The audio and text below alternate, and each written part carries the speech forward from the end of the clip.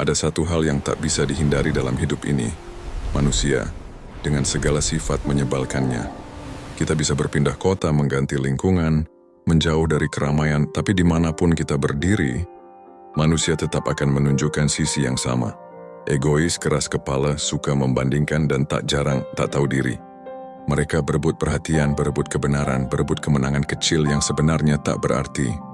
Di dunia yang semakin bising ini, setiap orang ingin didengar, tapi sedikit sekali yang benar-benar mau mendengarkan. Mereka menuntut dipahami, tapi jarang berusaha memahami. Mereka ingin dicintai tanpa mau belajar mencintai dengan rendah hati. Dan di tengah semua kebisingan itu, seorang stoik hanya diam. Ia tidak membenci manusia, tidak pula membanggakan dirinya yang lebih tenang. Ia hanya mengerti satu hal, bahwa setiap orang sedang berjuang dengan pikirannya sendiri. Bahwa sifat menyebalkan manusia bukan musuh yang harus dilawan, tapi kenyataan yang harus diterima dengan kesadaran. Orang yang marah padamu sedang kalah melawan dirinya sendiri, kata Marcus Aurelius.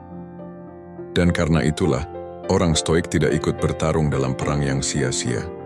Ia memilih menjadi lautan yang tenang, sementara dunia di sekitarnya bergelora seperti badai. Kadang, yang membuat kita lelah bukan karena orang lain terlalu buruk, tapi karena kita terlalu berharap mereka menjadi seperti yang kita inginkan.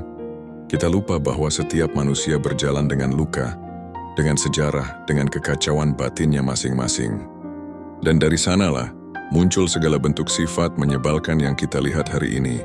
Dari komentar kasar, sikap egois, hingga rasa iri yang tak beralasan. Namun bagi jiwa stoik semua itu hanyalah bagian dari tarian hidup. Ia tidak terburu-buru menilai, tidak pula tergoda untuk membalas. Ia hanya mengamati seperti batu yang tetap diam meski ombak datang bertubi-tubi. Sebab, bagi seorang yang memahami jalan kebijaksanaan, ketenangan bukan sekadar kemampuan menahan diri, tapi seni untuk tetap damai meski dikelilingi kegaduhan. Dan disinilah perjalanan ini dimulai, tentang manusia dengan segala sifat menyebalkannya, dan tentang jiwa-jiwa yang memilih untuk tetap kuat, tetap jernih, tetap tenang, di tengah dunia yang kehilangan arah. Manusia adalah makhluk yang aneh. Ia tahu bahwa hidup ini singkat, namun tetap menghabiskan waktunya untuk mengeluh, menuntut, dan membicarakan orang lain. Ia tahu bahwa kebahagiaan sejati tidak bisa dibeli, namun tetap berlomba-lomba, menumpuk barang, mencari pengakuan, membangun citra. Ia tahu bahwa semua hal akan berlalu, namun tetap berpegangan pada dendam dan kebencian, seolah itu akan membuat hidupnya lebih bermakna. Kita semua pernah menjadi bagian dari itu. Kita pernah menjadi orang yang menyebalkan bagi orang lain, tanpa sadar, tanpa niat, hanya karena kita sedang terluka, atau lelah, atau ingin dimengerti. Dan di titik itulah stoikisme menjadi cermin yang sangat jujur, bahwa musuh terbesarmu bukanlah orang lain, melainkan dirimu sendiri, yang tidak bisa menerima kenyataan bahwa dunia tidak akan berjalan sesuai keinginanmu. Seneca pernah menulisnya, kemarahan adalah kegilaan sesaat, dan betapa benar kata itu. Kita marah bukan karena dunia tidak adil, tetapi karena kita mengharapkan dunia berlaku adil menurut standar kita. Kita kecewa bukan karena orang lain jahat, tapi karena kita berharap mereka berperilaku seperti yang kita anggap baik.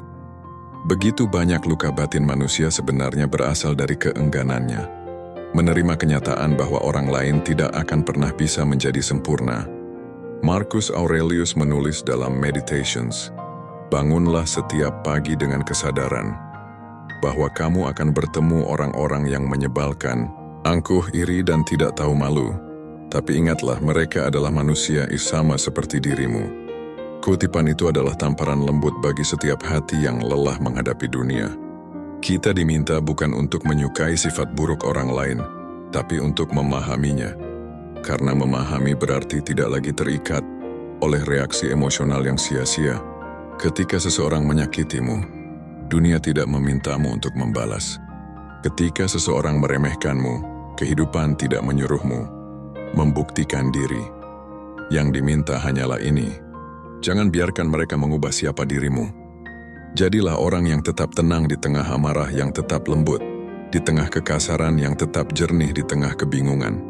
Karena pada akhirnya, ketenangan bukanlah hasil dari dunia yang tenang, tetapi dari jiwa yang telah berdamai dengan ketidaksempurnaan dunia. Bayangkan seseorang memarahimu tanpa sebab. Ia berteriak, menghina, memaki. Jika kamu ikut membalas, kamu hanya menyalakan api yang sama dalam dirimu. Tapi jika kamu menatapnya dalam diam, dengan mata yang penuh pengertian, maka ia akan berbicara kepada keheninganmu. Dan keheningan itu akan menjadi cermin bagi kebisingannya sendiri. Epictetus pernah berkata, bukan hal-hal yang mengganggu kita, melainkan pendapat kita tentang hal-hal itu. Dan disinilah letak kebebasan sejati. Kita tidak bisa mengubah sifat orang lain, tapi kita selalu bisa mengubah cara kita menanggapinya. Manusia akan terus menjadi manusia, kadang menyebalkan, kadang bodoh, kadang egois, kadang menyakitkan.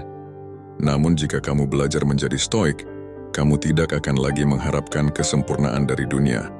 Kamu hanya akan mengusahakan kedamaian dari dalam dirimu sendiri.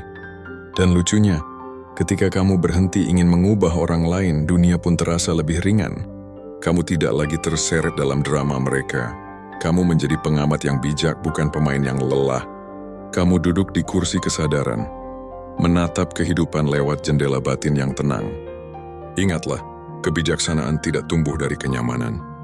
Ia tumbuh dari benturan, dari pertemuan dengan sifat-sifat manusia yang paling menyebalkan, dari kesabaran yang dipaksa untuk bertahan meski hatimu ingin melawan.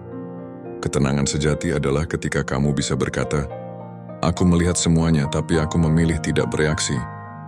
Dan di saat itu, dunia tak lagi berkuasa atasmu, karena kamu telah menaklukkan kerajaan yang paling sulit, dirimu sendiri. Ketika kamu menjalani hidup sebagai manusia yang berusaha sadar, kamu akan menyadari sesuatu yang menyakitkan namun jujur. Semakin kamu tenang, semakin banyak orang yang mencoba menggoyahkan ketenanganmu. Orang yang belum berdamai dengan dirinya sendiri, sering merasa terusik oleh kedamaian orang lain. Mereka tidak tahu kenapa kamu tidak bereaksi seperti mereka. Mereka tidak paham kenapa kamu bisa tersenyum saat diserang, atau tetap lembut ketika diremehkan. Mereka menafsirkan ketenanganmu sebagai kelemahan, padahal itulah bentuk tertinggi dari kekuatan. Dalam dunia yang dikuasai ego dan emosi, menjadi stoik adalah bentuk pemberontakan yang sunyi. Bukan pemberontakan terhadap orang lain, tapi terhadap kebiasaan manusia yang terbiasa bereaksi tanpa berpikir.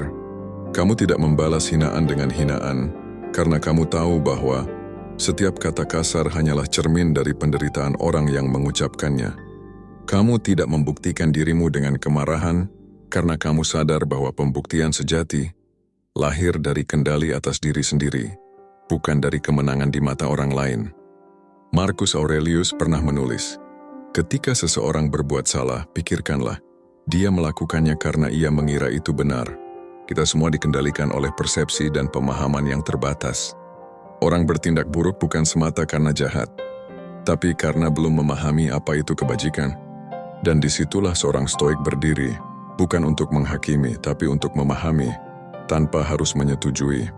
Toxic people, orang-orang yang penuh racun emosi, tidak selalu jahat dengan sadar.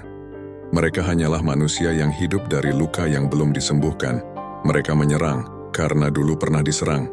Mereka merendahkan karena dulu sering direndahkan. Mereka berteriak karena di dalam dirinya terlalu banyak suara yang belum sempat ia dengarkan. Tapi stoik tidak memihak pada luka. Ia berpihak pada kesadaran. Ia tahu bahwa mengasihani orang seperti itu bukan kelemahan, tapi bentuk kemanusiaan yang paling tinggi. Karena hanya jiwa yang telah sembuh yang mampu melihat penderitaan orang lain tanpa ikut terseret ke dalamnya. Ada saatnya kamu harus menjauh, bukan karena membenci, tapi karena menghargai ketenanganmu sendiri. Menjaga jarak bukan bentuk kebencian, tapi bentuk cinta terhadap dirimu yang sedang belajar tumbuh.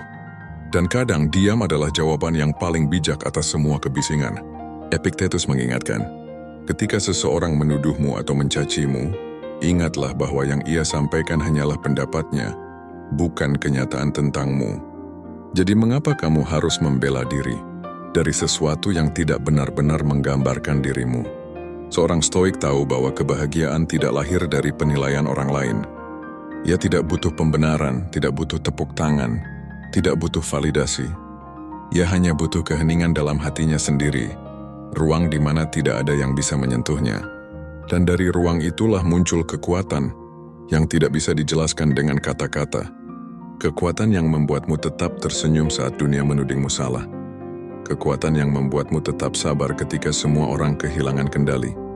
Kekuatan yang membuatmu tetap jernih ketika semua kabur oleh emosi. Menjadi stoik bukan berarti kamu mati rasa.